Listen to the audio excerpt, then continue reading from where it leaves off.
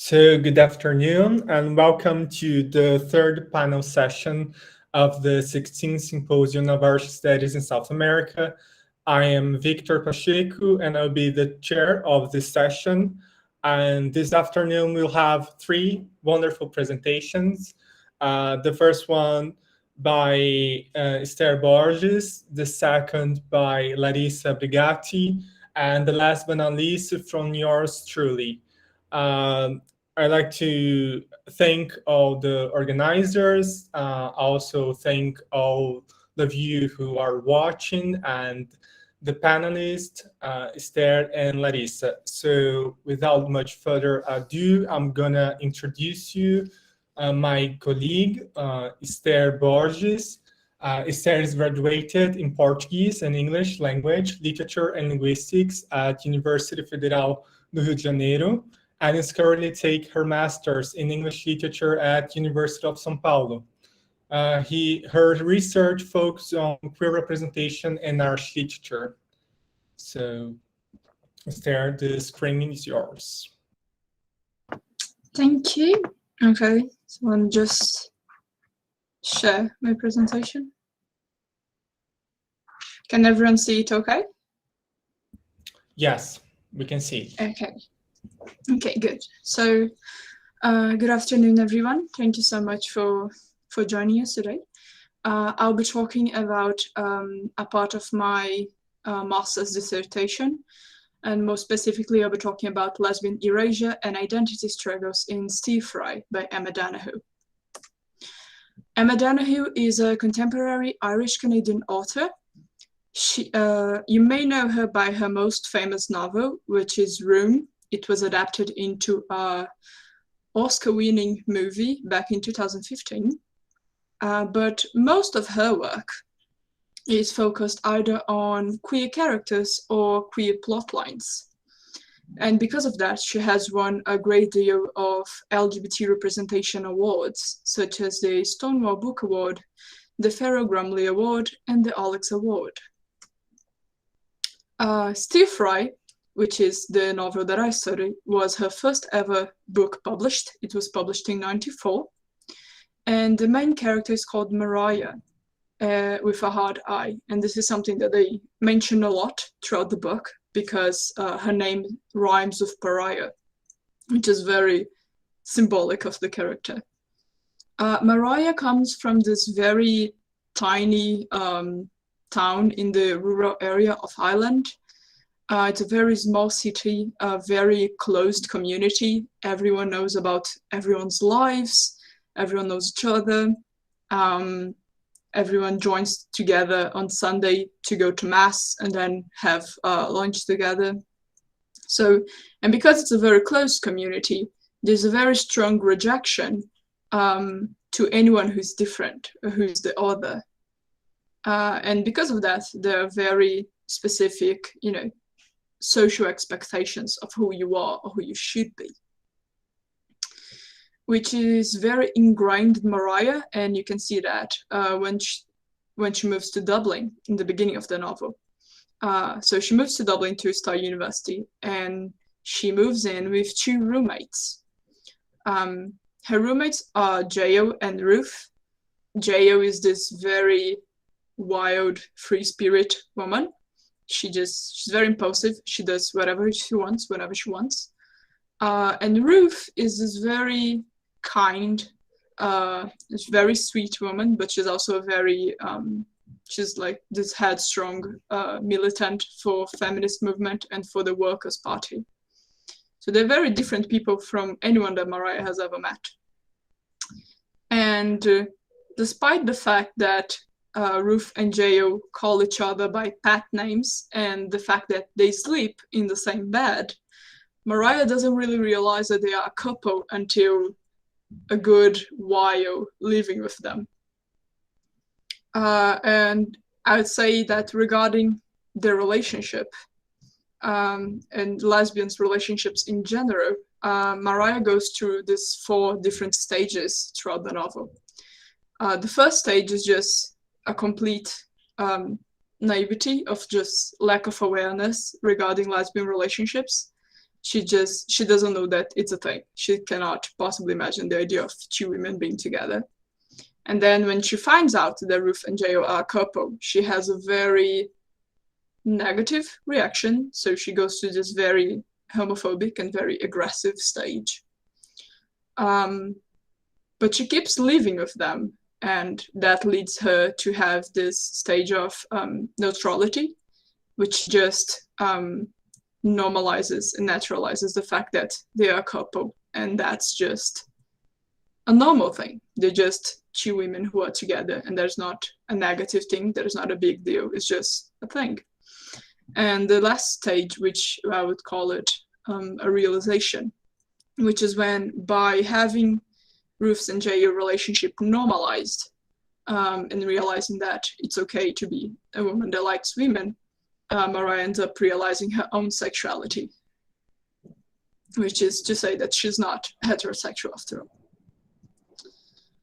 When making this research, I worked a lot with Butler's theory of representation as an operational term that seeks to extend visibility and legitimacy to individuals as political subjects in order to deconstruct social processes that define which sexual identities, bodies, and desires are normal or normative.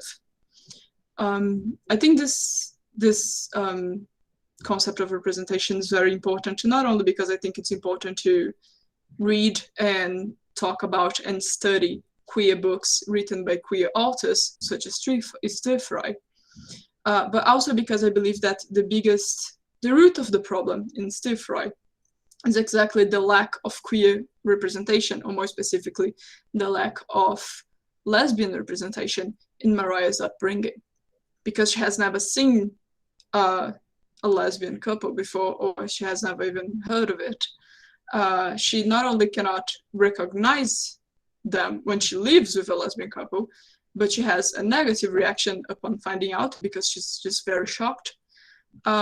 And she is completely unable to recognize female homosexuality in herself. So not only in the other, but in herself.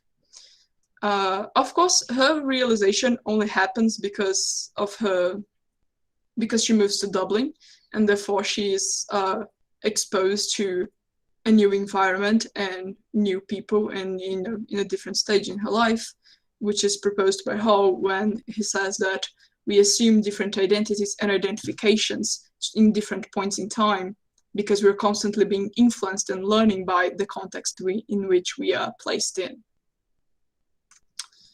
And I also think it's quite essential to think about Spivak's theory when she says, when she asks about the subordinate subject and how can they manage their speech and how can they articulate power, desire, and interest. And Mariah comes from this very traditional and normative culture that reproduces a very specific type of epistemic violence, which is not the violence that we are used to when we talk about homophobia, which is also very much rooted in misogyny. So while male homosexuality is very much socially condemned and rejected, and if you're talking about Irish literature, you can have Oscar Wilde as the biggest example of that, for example. Female homosexuality is not socially condemned. It's just not talked about. It's not considered as something that exists. It's completely erased. And this erasure of the other is as violent as the homophobic speeches that we see being used against male homosexuality. So it's not only a matter of Mariah being very surprised that they are a lesbian couple, or the fact that she has a homophobic reaction because she just assumes it's bad because it's different. But it's a matter of the fact that she cannot recognize her own homosexual desires because she has never seen, or she has never even heard of female homosexuality as a possibility.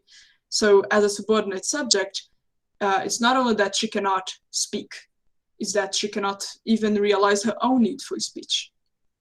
She's so silenced that she cannot recognize her own desire. I bought a couple of excerpts from the novel just to show you all what I'm talking about. The first one is right after she meets Ruth in jail, and they are all talking, and Ruth asks Mariah, "What do you like to do?" And Mariah replies, "I can't really say what I like to do. I've never lived away before, so I don't know what I'll be like." And then she goes on to describe her very, quiet and normal routine, in which she mostly helps her mom to keep the house clean and take care of her brothers. So I think it's very clear that she comes from an environment not only that doesn't allow her to explore her sexuality, but it doesn't really allow her to explore who she is as a person in the first place. She doesn't even know what she likes to do, like her hobbies and stuff. And this is an extension of the previous excerpt, when Mariah is reflecting on the women she knows from her hometown. And she realized that all the women she knew were wives and mothers, except for the young ones heading to uni, the librarian with hay fever, a couple of teachers, and, of course, Nellie the Nutter. So, again, I think that's a lot of misogyny, and also, again, there's this very specific path that you're expected to follow. So if you're not a wife or a mother, then you have some sort of quirk that excludes you socially, such as having hay fever or being the town's official crazy person, such as Nellie the Nutter. This excerpt is about Mariah's perception on lesbian relationships, or what she has heard of it before moving to Dublin. The topic had come up before, of course. Girls joked about it all the time. There'd even been rumors about the gym teacher. At parties, they swapped theories, and Walla had once claimed to have seen a French film with 2 women in bed in it. But it was never real. So, there you have it. So, female homosexuality is seen as a joke, as mean-spirited gossip, or as porn, basically. But it was never real. It's not seen as an actual possibility. It's like they cannot fathom the idea of a sexuality that doesn't involve men existing. This is right after Mariah finds out that her roommates are a couple, and she's having that very strong reaction. She has a very angry reaction at them for never telling her. She has a very angry reaction at herself for not noticing, and also a very angry reaction at herself for being angry in the first place. So she questions, how is she supposed to know? If she was a bigot, she couldn't help it. She didn't understand, she didn't know what to think or why she thought it. She didn't even know the right terminology for it. Oh, damn it, why couldn't they teach this sort of thing at school? So, again, a little bit of an extension of the previous excerpt. She's like, it's not my fault, I'm a bigot. I don't understand the sexuality, I don't know what to think of it, I don't know why I think the things that I'm thinking. I don't even know the proper name for it because I have never heard of it before. And she's just very frustrated that she has never heard of it before. So I think it's a very interesting reaction, I think. And this last excerpt is more further into the book. She keeps living with her roommates, and she's already on that stage in which she has neutralized and naturalize the relationship and, their sexuality. And she's talking to a friend from uni who's very homophobic. And her friend is kind of like trying to push her to move out. And Mariah's like, well, I like them. And her friend replies, I know you do, Mariah. You're a very friendly person. But they're hardly your sort. Don't you find them a bit, butch and ranty? And Mariah replies, I can't believe I'm listening to such cliches. You've never even met them. Which is very funny because she uses plenty of cliches before throughout the novel. But also I think it's just a very interesting reaction. It's a big change from the previous accept in which is like, it's fine if I'm a bigot. And now she's like, well, how can you say these things about someone you have never even met? So I think it really proves that just by having this sort of representation and actually meeting real people, they're different from you. You can just get more used to this otherness and just naturalize it and slowly help out with prejudice and just dismantle any internal bias you might have. In conclusion, Emma Donoghue provokes this process of self-awareness of the main character through moments of tension generated by the narrative. And these moments of tension are generated through different cultural and regional perceptions and points of view. But most importantly, what I think is the biggest point in Stir Fry is that the lack of actual queer representation with the overall conservative narrative spread through religion and heteronormativity leads to a lack of queer memory that further complicates the process of respecting otherness and identifying your own desires, which further leads to queer youth being very much lost and feeling like they don't belong, but not knowing why they don't belong, as they have never seen proper representation of their identities before. So yeah, overall, representation is very much essential, not only for those who are inserted into heteronormative concepts, but also for those who are not and need this representation to find themselves and as well as have their place in society respected. These are my references. Thank you very much.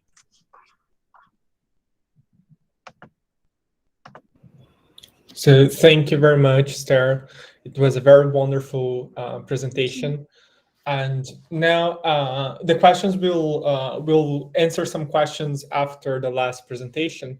And right now I'd like to call Larissa Brigatti. She's an Irish Brazilian citizen, a graduate from Trinity College Dublin, where she got a first honors degree in drama and theater studies.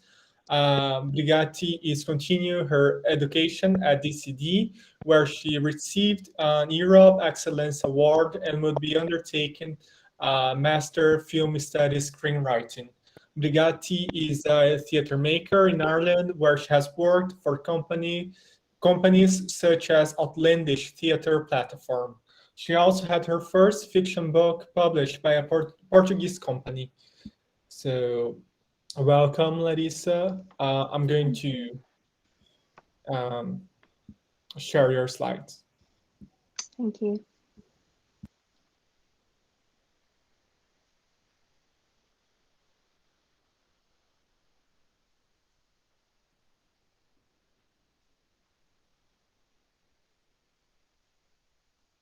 Well, good afternoon, everyone. Today we're going to be talking about this research that I did for my undergraduate dissertation called Site-Specific Reception and Exemplification of Beckettian Process of Signification through Structurally Phenomenological Perceptiveness. And we could not avoid that long title, but I shall explain it in the course of this presentation. We can go to the next slide, please.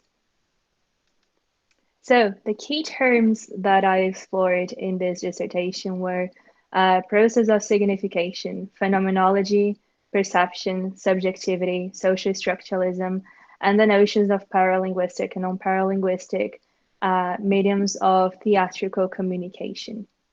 Next, please.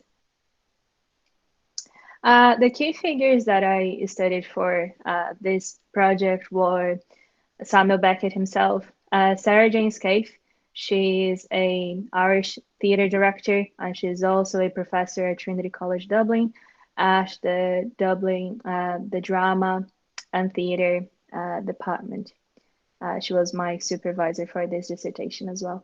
The theoretical and philosophers for this dissertation that I mainly focused on were Merleau-Ponty for phenomenology, Pierre Bourdieu in terms of structuralism, Antonio Gramsci and his notions of interpretation of meaning and linguistics, Theodor Adorno in terms of subjectivity and the semblance of subjectivity, and Gilles Deleuze, again, the production of meaning. So I used two performances for this as mediums of examples to, develop all these theories that were Act Without Words 2, written in 1956, and Row for Theatre 1, written in the late 1950s. They were both presented as a double bill in 2013 by Company SJ, so the Sarah Jane Scaife's company, as a project called Beckett in the City, Dublin, Ireland. Okay, we can go to the next one, please. So Act Without Words 2 and Row for Theatre 1. Why were the spaces selected? Again, both of them have very different elements in terms of linguistic and paralinguistic. As the title suggests, Act Without Words 2 is a more of a physical performance instead. There is no lexical communication between both characters. Whereas Row for Theatre 1, there is, verbal communication between both characters. And they were presented as a double bill under the site-specific lens, which is very interesting because the site-specific, as one of the points there, when a performance is presented as site-specific, it has a charged meaning in the geographical location. So the specific point where the performance takes place needs to be contextualized in a certain way in the directorial visions of the artistic director and also the performance.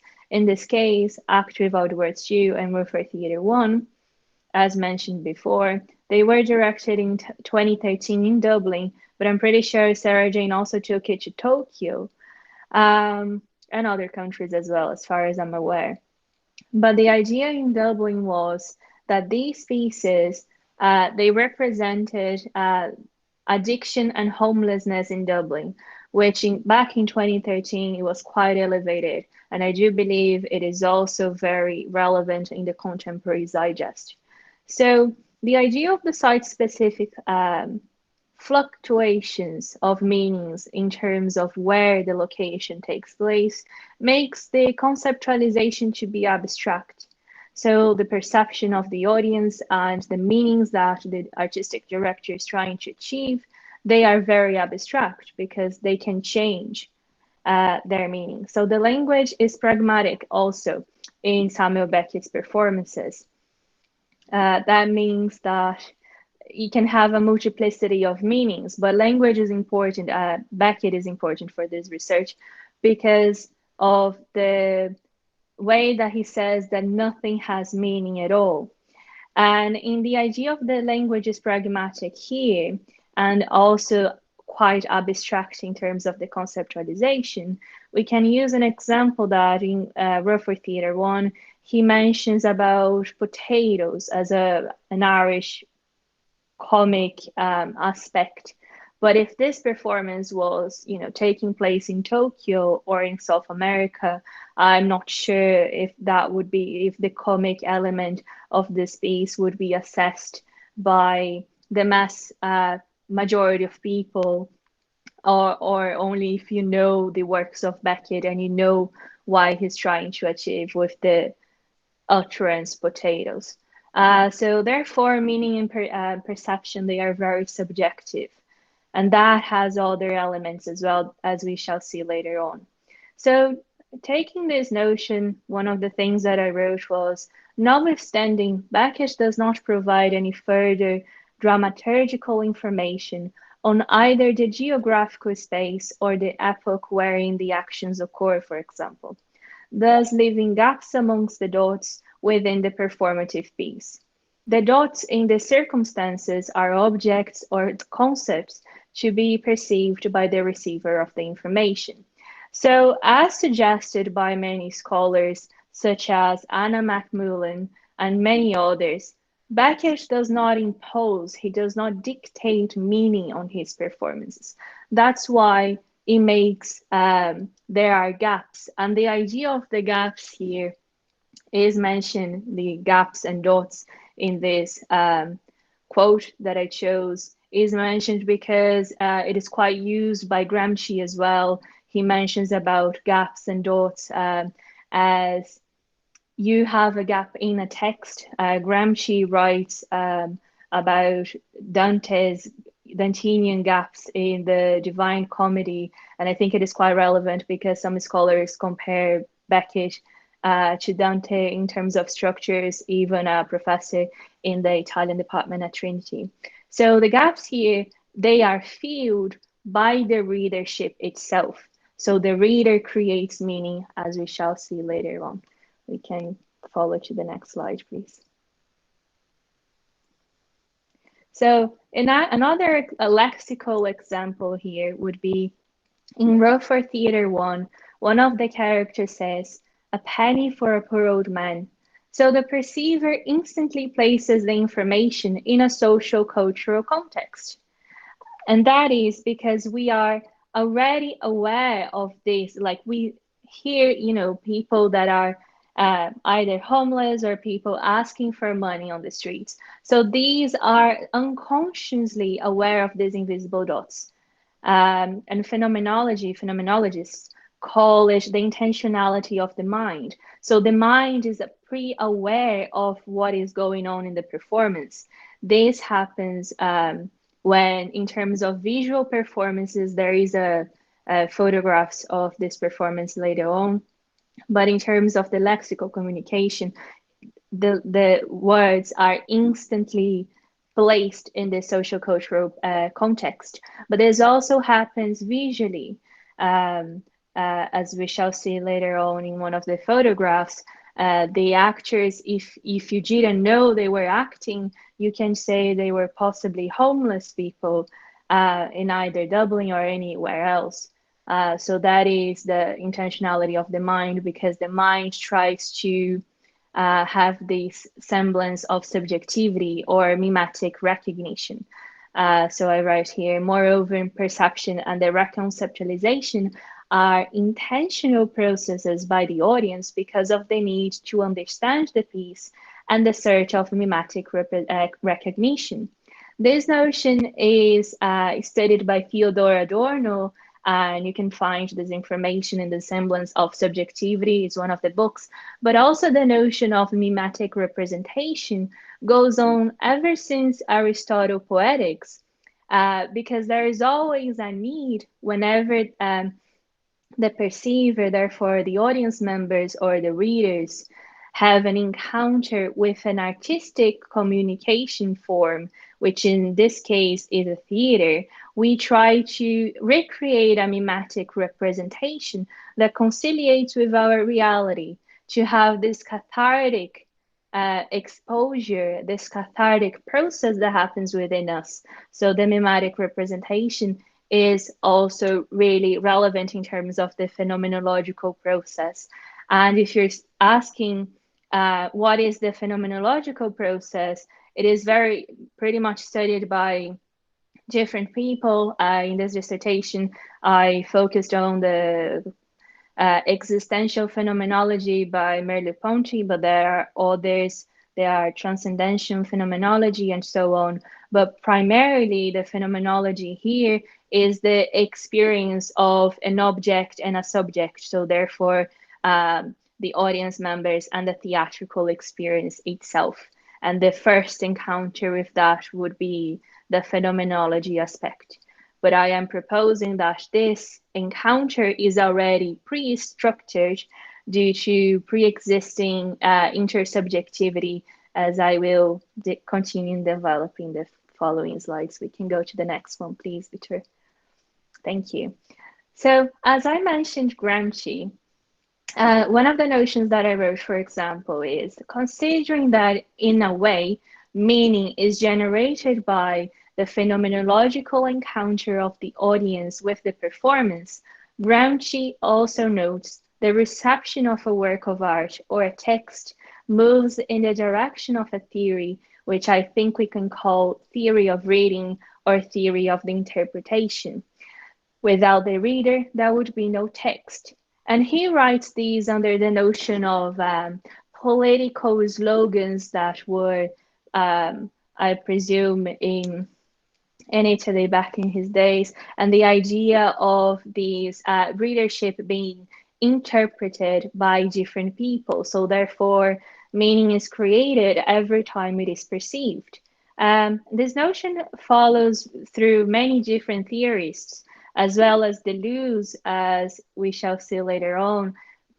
Meaning is produced every time it is perceived, because of the encounter of different marked people of different cultures and cultural and political views. We shall go to the next slide, please. So the interconnections. In all of these, we have been exploring the notions of how the phenomenology aspect of a performance is pre-structured, and that is because as human beings, we grow up in different settings. We come to a performance or we read a book with a certain view, and that view is pretty much marked by, consciously or not, political, social, religious aspects. So we bring that to a performance. In this picture here, that is actually about words 2 being performed in a lane of the Gate Theatre in Dublin, Ireland. But in the first encounter of just the piece, it's pretty much very similar to the homeless setting when you walk around in the streets of Dublin. And I think Sarah Jane wanted to represent this by making this piece site-specific. So the idea of the site-specific is very important, because if this particular piece was to be in a theater place, in the black blocks, as we call it, the meaning would be different, because a theater space is already pretty much segregated, and the segregation in theater, all those notions, is studied by Pierre Bourdieu. There is a classicism in theater, which in the streets of Dublin, that shows the mimetic reality. So the meaning that she's trying to portray is more explicit than if it was in a theater setting, because even though the set would be created to copy reality, let's put it in this way, it is still not the same. It is still a financially created reality and not the raw reality that we see every day. So I propose that our phenomenological experience, so every time something come up to us, we understand, because our minds are pre-structured to interpret an object, an art object, in a certain way. And here I write, hence the abstract signals of non-paralinguistic communication in performativity are subtly interconnected to create pre-existing, to concrete pre-existing social, cultural, and political memories. So therefore, all these memories are inherited by us, unconsciously or not. And we shall go to the next slide, please. So the idea of meaning and bodies. So as I said, our bodies are marked, as well as the bodies of the performers. And this notion is explored, for example, by Mark Johnson in his book, The Meaning of the Body, Aesthetics of Human Understanding.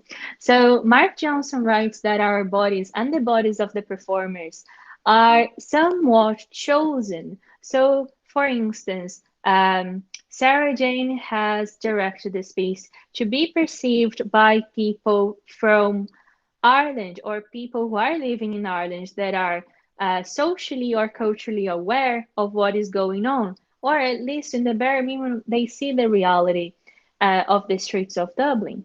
Whereas recently she directed Happy Days in Inishore, in the other side of Ireland. And that carries a whole different meaning. She directed that piece in Irish. So that is already pre-chosen as a site-specific performance to the location of a place that is a Gaeltacht area. So an area that mainly speaks Irish, which is not as commonly accessed as if it was to be in Dublin, accessed by tourists, let's put it this way. Although she has translations in English, they experience, there are shifts in translations anyway, translation from one language and another. There are lots of losses in terms of the pragmatic ideas that are in the inscribed text. So meaning and society are constantly in a becoming state. And this is a concept explored by Deleuze, which again is intertwined to the previous notion of Gramsci and the interpretation of the text. Again, which cannot be determined to be homologous because of all the surrounding subjectivities. So therefore, because of the meaning is created every time it is perceived, meaning is always changing because culture is always changing. So that is why I think, in my opinion, Beckett is so relevant up to this day, and so many other writers, but I chose to focus on Beckett because of his core beliefs that he doesn't have an exact meaning to his pieces, which most people can, guide that towards existentialism or nihilism. But it is a continuous communication with the contemporary digest. Thus, we can always represent and adapt to many cultural settings. We shall go to the next slide, please. So the final thing is, to conclude, is that I propose that there is no objective truth or meaning, or a fixed meaning, but rather meanings which are closely interconnected to the whole frame: social, political, cultural, the bodies being perceived and the perceiving bodies.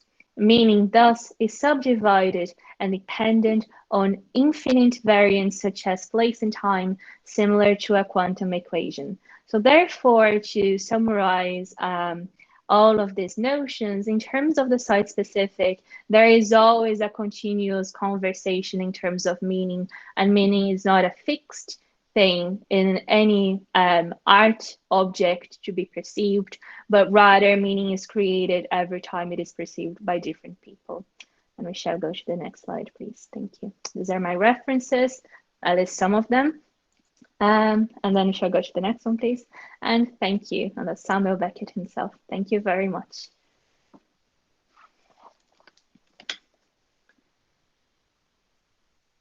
Thank you very much, Larissa. Again, another wonderful presentation.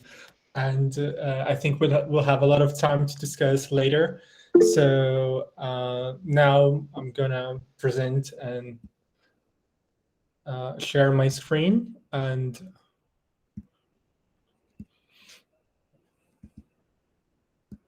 yes, just to introduce myself.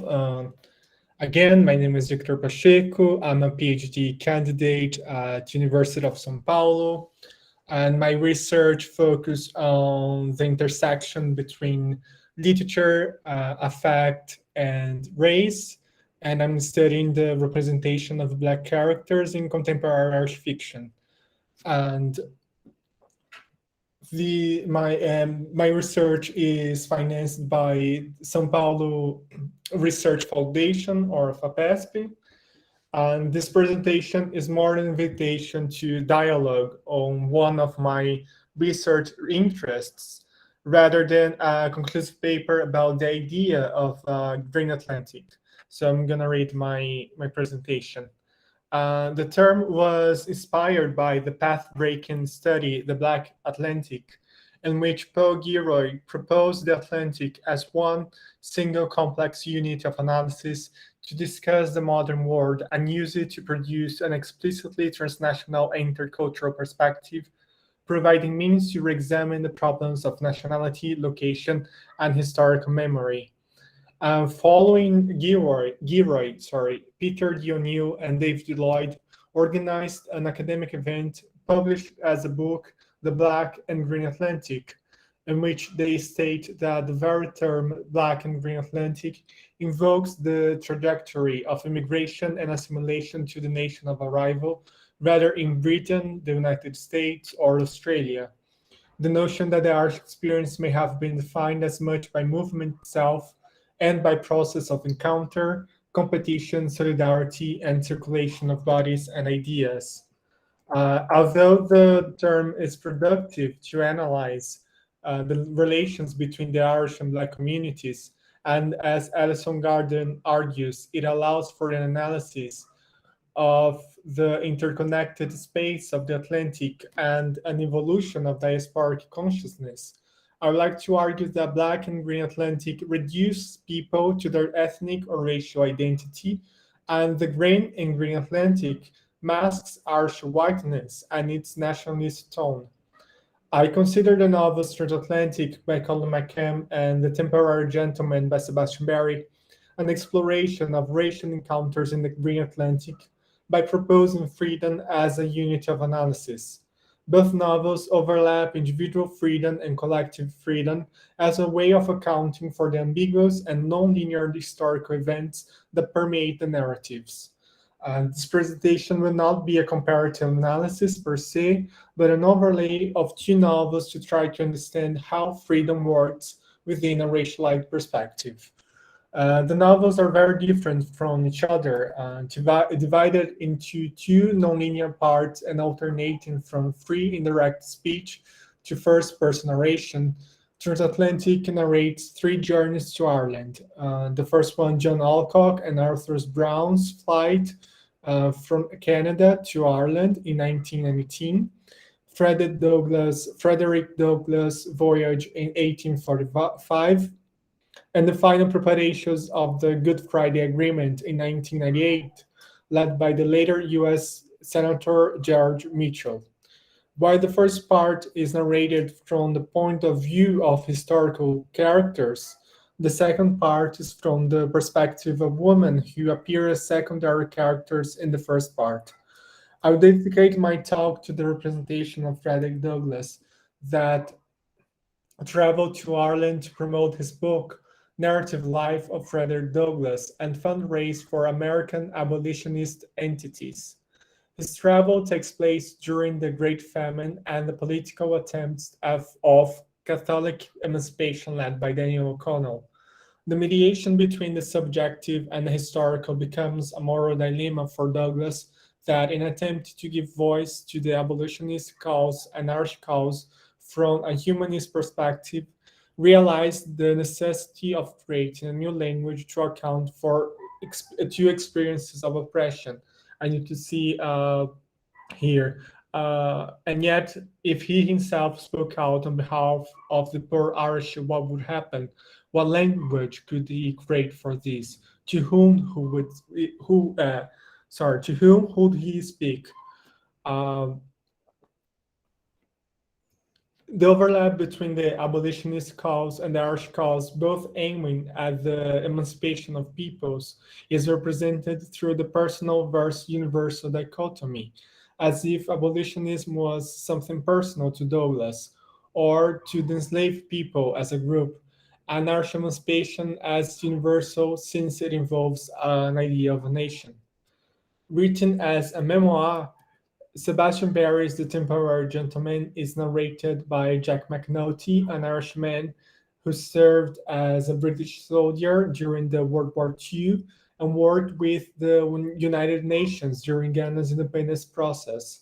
The narrative has two temporal lines composed by the present of narration, when Jack is in the capital of Ghana, trying to convince himself to return to Ireland, and the past of the narration relating the troubled marriage between Jack and his wife, May.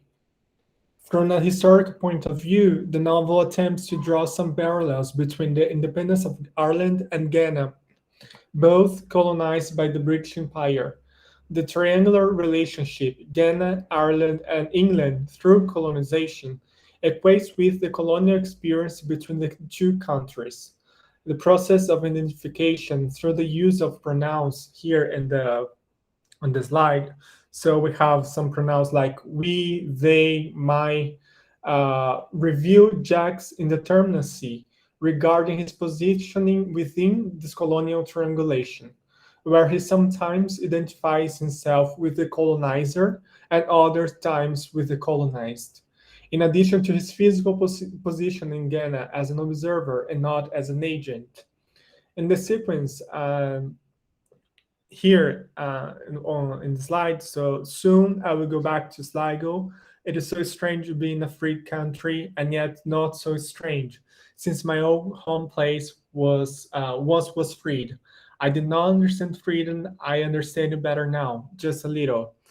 And this comment reinforced that the comparison between Ireland and Ghana is not the colonial past itself, but an idea of freedom that transits at the level of the subject and at the level of the nation. But now I'd like to draw your attention to three English words that appear interchangeably in the two novels: freedom, liberty, and emancipation. According to Merriam-Webster dictionary, both liberty and freedom are the quality or state of being. However, as you can see from the occurrences, freedom has an ontological character, while liberty is as much a physical and psychological disposition of the subject as a legal and juridical condition.